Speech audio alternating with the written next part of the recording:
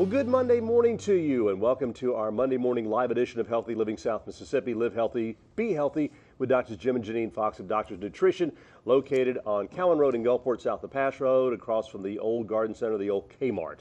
So it was kind of a wet weekend. Yes. Yes. A lot of people probably just stayed home, and I couldn't believe a lot of the people that got out on the river. I mean, they had a big river fest up on the Biloxi River. Didn't even know they had one. Well, Yes. you're going to get wet anyhow. You're going to get wet anyway, but I mean, the rivers were swollen. I mean, there's flood stage and everything. Flood. So We had those flood warnings flashing on our phones all weekend. yeah, Yep. it was really bad. From So, the WLOX. from your weather your weather app on WLOX Our weather app, Weather. that's If you exactly don't have it, true. you need to download it.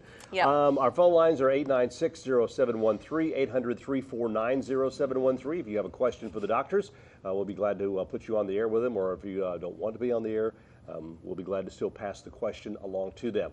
Our subject today, intestinal health, which at some point in time everybody has an issue with, whether you have an upset stomach or whatever. But the thing is common digestive problems, heartburn, GERD, IBD, IBS, irritable, you get bloating, diarrhea, gas, stomach pain, stomach cramps, and of course treatment. You can do a combination of medication, and one of the big things is lifestyle change. You got to do Always. that. Seriously. I mean, that is everything that it. we Yeah. talk about, I mean, a lot of it has to do with, and it doesn't have to be necessarily a major lifestyle change. You can make some simple changes to the things that you do every day, and it'll make a big difference. Yeah, I mean, all those things that you just talked about there fall under the heading of inflammatory bowel disease. And that's this keyword inflammation. And what is the primary inflammatory thing in the gut? The large intestine? No, the foods. Food. Oh, the food. I'm sorry. Food that we Okay. eat. Foods Yeah. we eat. Well, so yeah. when you start looking at it, And we like to food- eat down here. Yeah. No doubt. Get a good crawfish boil and That's right. bam. Crawfish is actually okay. Yeah. No, this is true. Yeah. So it just, I mean, what you do see, the biggest thing that affects people's intestines is what they eat. There are so many foods that actually affect the bowels, and in every person it may be different. A food that necessarily might be good for you might be a food allergy to someone else. I think that's the biggest thing. A lot of times, when we look at 100 different people and you feed them all the same thing, it's going to affect them 100 different ways, because everybody has just a little bit of different reaction to it. But, the number one pro-inflammatory food for the gut is wheat. Yes. Really? Yeah. Even if you're not celiac, even you don't have to have celiac disease, but they know the gluten is a real high inflammatory. Right. And gluten is also in oats and corn, and there's other things. So anybody with inflammatory bowel disease, probably the first thing to give up is the grains. Even with Crohn's, I mean, Crohn's is actually a more advanced inflammatory disease because it's an autoimmune disease. And number one thing to stop there is grains. First thing to do, because they found grains actually stimulate autoimmune diseases of all kinds, not just intestinal autoimmune diseases. So that's the first thing we tell people to actually But of course, get rid of. your breads. Yes. Well, yeah, bread, your pastas, the Even cookies, rice, cakes, corn. pies, Yeah, all that. the good Corn. stuff, And then most of your sweets, of course, have it in there. And then sugar is another big inflammatory. So when you start looking, they know that sugar increases inflammation and actually compromises the immune system. So at the same time, it does a few things that aren't quite good for you. So you need to cut down on that sweet tea. Oh, yeah. Oh, yeah. Oh, yeah. Sweet tea, And grains. if you got to have tea, drink the unsweet stuff. There's different things that you can get. I know I learned from y'all. Stevia is good. Monk fruit, some of the good things. If you got to have that Yeah, little if you have to sweetener have in it, you got to sweetener, have it in there. There are better sweeteners. There are better Yes, sweeteners. better like choices to make, Yeah. and a lot of it Sugar, is making a alcohols, better right. choice. Yep. That's what it boils down to, Jim, is making better choices. And, if something that and I talk to people all the time, and I said, well, I know when I eat so-and-so, I'm going to have to pay for it. Then don't eat it. Okay. I mean, Really? and you still do that? Okay, so that's what you have to think about. I mean, if you know that a certain food bothers you, whatever it is, then just avoid it. I mean, it's pretty simple, really. John from Gulfport's got a question for us already this morning. What is gluten, and why is it bad for you? Well, gluten is a protein. Gluten and gliadin are two of the proteins in wheat and a lot of other grains. And they're the glue that kind of holds it together. That's where it gets its name, gluten, because it's glue. The more gluten the wheat has in it, the stretchier the dough and so on. Now, why it's bad for you is because your gut isn't designed to break it down. That's the problem. You know, and quick lesson in history. Go back 40,000 years ago to your ancient ancestors. They didn't have wheat. There was a grain about 7,000 or 8,000 years ago that came in that people started eating. It's called emmer, which is the predecessor of what we call wheat today. But it had very little gluten in it, and they had very little of it because, you know, you got to remember that this was not, we didn't have, you know, the John Deere combines back then. So, you know what I'm saying? 7,000 years ago. So you had very little of it. So it was such a sparse thing in the diet that it wasn't a big deal. Fast forward to today, go to the grocery store, and one of the biggest aisles is the cereals and the breads. And actually, when you look at even, I saw statistics in 1950, of course, there was wheat, and there was gluten in the wheat. But today, we're talking about 65 years later, there is 50 times the amount of gluten that used to be in wheat in 1950. So the amount of gluten has just increased, and they've done that because it makes bread fluffier and softer and stretchier, and it makes, you know, all the things be more appealing, tastier, exactly. Right. Yes. But then it hurts your stomach.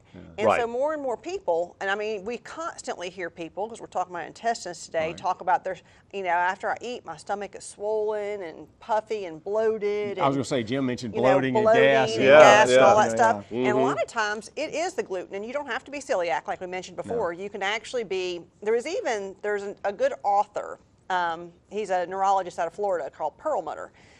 He is actually, in some of his lectures, say it's not about, you know, do you have a sensitivity to gluten? It's how much you have a sensitivity to gluten. He says everyone has a little bit of a sensitivity to gluten. Now, some people have more than others. There's no doubt. Some people it's worse than others. Much worse. Yeah. And so that's the number one thing that I find that affects intestinal health. And of course, your intestinal health can affect other parts of you as well. We'll talk about that in just a minute. Our phone lines are 896-0713, 800-349-0713. Our subject this morning is intestinal health. And if you have ask a question about anything, be glad to take your phone call. So give us a call here. We'll be back in just a moment. And welcome back to our Monday morning live edition of Healthy Living South Mississippi. Live healthy, be healthy with Dr. Jim and Janine Fox of Doctor's Nutrition, Callan Road in Gulfport, south of Pass Road. Of course, this show will be rebroadcast this coming Friday at 9 o'clock here on WLOX CBS. You know, talking about intestinal health, did you know that the health of your large intestine also is reflected in your skin? Yes, pretty much any of the skin things come out in or go back to the gut. And there's a doctor out in Utah, his name's Rodier, I believe it is, and he's got several books out about gut health and so on and so forth. And he said, really, all health goes back to the gut. Because health, health starts with the digestive tract. If the gut's not right, the rest of you can't be right. Well, your large intestine and your skin are both they both interact with your environment. And intake and everything. So, I mean. Well, they're real important in detoxification. So one thing we always say, I've had people come in and they have been constipated for 2 weeks, and that's another big intestinal problem. And they say, oh, well, it's just normal for me. I'm like, it's not normal. No. I mean, that is not normal, because that is your elimination, and you have to eliminate. So if you're not going to the bathroom every day, you build up toxins, and that does come out through the skin, no doubt. Yeah. I mean, Taylor from Gulfport. Now, Taylor's got an interesting question. I'm going to mention this too about something that was on recently on Shark Tank. Yes. You saw that? Yes. Is it true that squatting is better when using the toilet rather than sitting? Yes. Because there was somebody sold this thing on Shark Tank. Squatty potty. The squatty potty. Thank you. Yeah. And they said it right there to where it raises your feet up. It is true. It's more of a natural position, if you will, for defecation or bowel function. It is definitely. If you look at babies when they still have diapers on, they'll go in the corner and squat to go to the bathroom. You know what I mean? They will, and that's actually instinct. And of course, I mean, around here there's toilets, and you have to use something. And unfortunately, that's what it's come to in society. Unless you're out in the woods but when you somewhere, look, the squatting is better. They've actually found that the pressure sitting on a toilet for a long period of time actually affects the prostate. It actually affects hemorrhoids. It does other stuff that's really not great for you. But I mean, we are in modern society, so So yeah, I thought it was really But the interesting. question is, yeah, it probably is better to squat. And it's really interesting that was on Shark Tank just a week or so ago. Yeah, Yeah. yeah, they mentioned that. And they are beyond the tank or something like that, Yeah. where they've done so well with it because it is, like I say, it's a more natural position for the bowel function. So yeah, go get you one, Taylor. And since it was on Shark Tank, which is on ABC, we'll go ahead and say that you can get those at Bed Bath & Beyond. I was going to say, let's throw a little plug in there, right? Get you one, Taylor. They're really good for you, right? Oh, but talked about some of the different things that the intestinal health has to do with. And we were talking about the skin. Right. I mean, you sweat. People think, well, you sweat so you can cool down, but you sweat. You also releasing toxins out Right. of your skin. It has both functions. You're cooling down, but you're getting rid of a lot of toxins. And a lot of the toxins that come out through the skin are so toxic that they actually burn the skin. And they cause a lot of skin irritation. Skin disorders Right, and things skin like disorders, that. things Now, like you that. wonder why, if you've been out on the weekend and had a little bit too much to drink, you wonder why you wake up sweating in the middle of the night, or Right. you sweating out the toxins from all the liquor that you put in your body. Trying to get rid of those Rhonda- dialdehydes. Yeah, exactly. Rhonda from Pasture Shan, why is dairy eliminated from an inflammatory diet? Yep. Because it's a pro-inflammatory food. Yeah, dairy is very inflammatory, and also dairy is very mucus producing. Right. And a lot of people with intestinal problems definitely increase mucus. And dairy was one of the things we were going to get to that is better. The two things we tell people that come in with irritable bowel syndrome and some of the intestinal problems, I say eliminate grains and dairy to begin with. Now later you can add back and see, because not everybody has a problem with it. But when Yeah. you start looking at it as a whole, many people do. And dairy is also a very high allergen. On allergy testing, we have dairy come back very, very often as actually someone's allergy. And allergies aren't just an anaphylactic reaction. People think of allergies being, okay, well, I eat something and my throat swells shut. Well, not necessarily. A lot of people, it gives them diarrhea. It actually it makes inflammation in the bowels, and dairy is one of the big ones that comes back as inflammation. But there's no doubt on any inflammation diet. And actually, when you get to any disease, inflammation is the start of it. Pretty much we've anything. talked about Right. inflammation before, and I mean when your bowel is swollen and bloated, it is inflamed. So definitely dairy that's one reason it's very pro-inflammatory. Yeah, and when this bowel starts getting inflamed and irritated, it loses its permeability. In other words, how does it keep the stuff on the inside, and some things go through us and some things actually get absorbed into the body, and it loses that ability. So things get into the body, and it's what they, for years and years and years, mainstream medicine said no such thing as leaky gut syndrome. Now mainstream medicine is wagging its tail saying, yep, that leaky gut syndrome is really causing a lot of problems. So it is, science has proven that yes, these things do get through the gut when it's leaking. And when it doesn't matter what you eat, any food, it's going to be the body's going to see that as something foreign and set up an inflammatory response. So once that gut gets inflamed, it's downhill from there. And so many times, you start looking at the foods, and we talked about Right. the foods like dairy and wheat and so on. Then you have to think about what do they put in dairy and wheat and so on. In other words, what kind of additives? Polysorbate 80 comes up. I don't know why that's fascinating to me, because everything you pick up's got polysorbate 80. I mean, it must be really good for us, And it's sort of like, I don't understand that one, but it's in everything. And yellow dye number 6. That stuff, I mean, we can't live without that, right? So when you start looking at all this stuff that's in our food supply, holy cow, how do we not be inflamed? Right, and like I said, there are different, ulcers are another thing that gets in the bowels, and ulcerative yes. colitis is actually one of the things that you think of, and that's when Right. it gets really bad. And Crohn's, which we mentioned before, which, their intestines start getting so bad, they don't absorb the nutrients anymore. Right. They actually get very deficient in the nutrients, and so we actually do recommend people get it tested for the nutrient levels, because if you're B12 deficient, B12 is essential for digestion.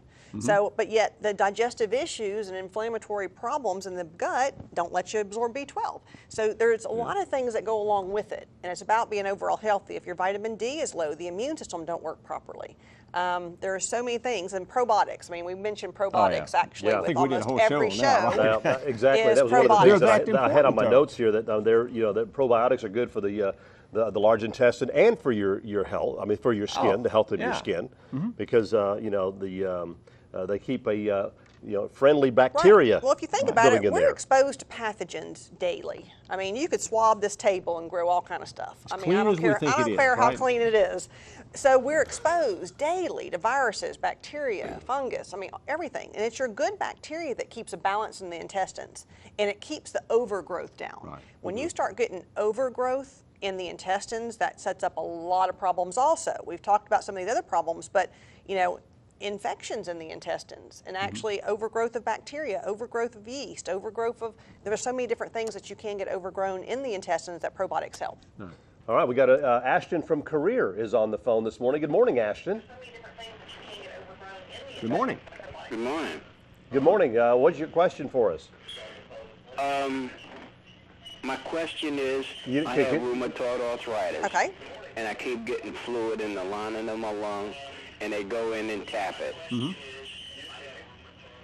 So, Can you turn your TV down there a little bit, Ashton? We got a little bit of a delay there, and it's going to be messing you up. So what, Okay. Okay, you're getting fluid in the lining of your lungs. What's your question? I keep getting fluid in the lining of the lungs, and they keep going in and tapping my lung. Okay. What can we do to stop that? I have fluid right now, and I can't find anyone to tap it. Okay. The thing is with any autoimmune disease, and that's basically what rheumatoid arthritis is autoimmune. The body attacks itself, and there's so many things that can affect with rheumatoid, not just the joints. People think of rheumatoid as joints, but it's other things as well. Lifestyle change is number one. I mean, if you actually, I would definitely eliminate the dairy, the grains, the sugar from the diet immediately, because that all triggers autoimmune problems. Also, you need stuff to help support the immune system, not boost it. People think with autoimmune diseases, even Crohn's, which we're talking about today, you boost your immune system. No, because if you boost it, you're going to attack yourself even more. You want to normalize it. So we do have stuff at our store that does help normalize immune system. And if you come by, we can look more specific to you. And if you have any recent lab work, bring it in and we'll look at it for you. But it's going to take more than one thing. It's going to take lifestyle changes and probably take some supplements and just getting overall healthier. Right. And it's never too late to change. I always tell people, if they say, oh, well, I'm already this bad, I can't. No, change it. You're only going to get worse if you don't. No, and it's getting worse. Yes, Okay. and it is. So just come on by and we can actually, and bring any lab work you have so we'll have something to look at, okay? Okay. Okay. Thanks, Ashton. All right, 896-0713, 800-349-0713. It is our live Monday morning edition of Healthy Living South Mississippi. Live healthy, be healthy, and we will be right back.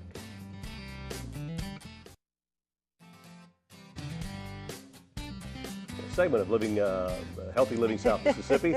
Live healthy, be healthy. Easy for him to say, right? I heard an echo. That's Yeah. why.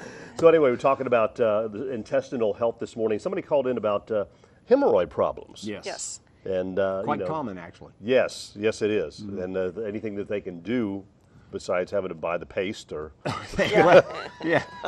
suppositories. Boudreaux's, right. There's a lot of things. One, we talk about diet, and I think that one of the first things we always recommend is you want to do things that keep the bowel function normal. Constipation's your enemy.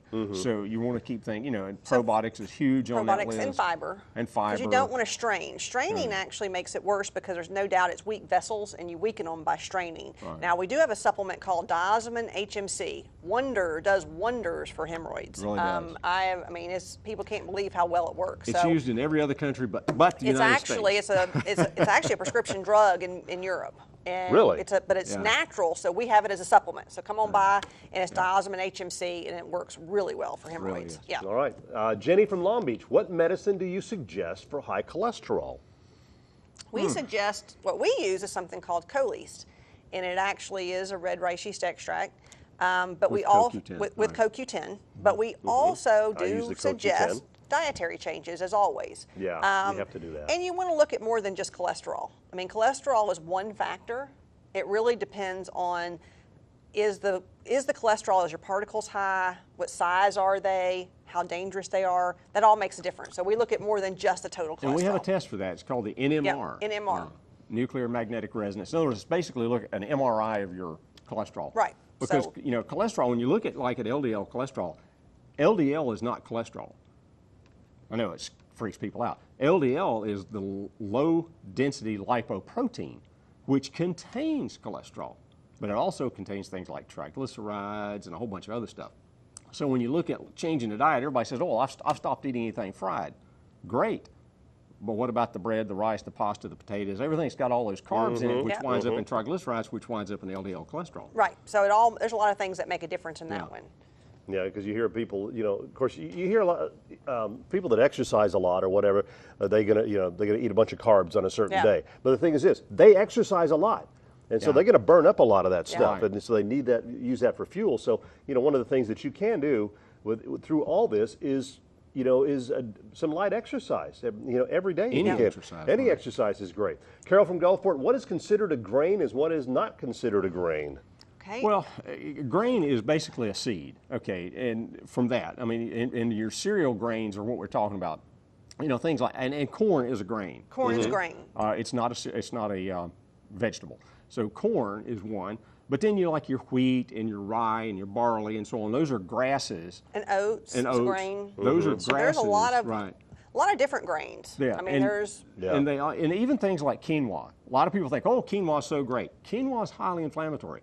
It so is. It has a lot of phytic acid in it and so on, so you got to really be careful with it.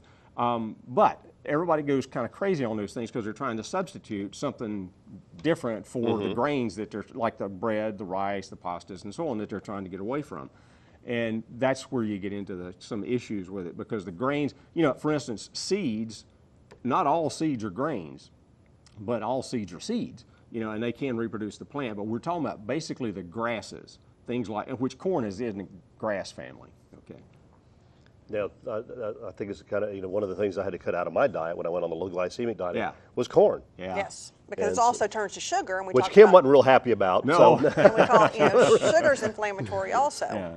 But a lot of people, now this week, talking about our specials, because we did want to get that in before the end, Okay. we have something called GI Essentials, which GI Essentials heals the lining of the intestines. When people come in and say, I have irritable bowel syndrome or I have Crohn's, or what's one of the first things we use? It's a powder that you do on an empty stomach, it mixed with water. Does wonders for the GI tract, helps heal it. The Alzyme is actually a digestive enzyme that helps you break down your food better. If you break your food down better, then you're actually able to absorb nutrients from it better. You're actually to help the overall digestive health. Right. So those are the two things we have on special this week. And that special goes on through this coming Friday. Right.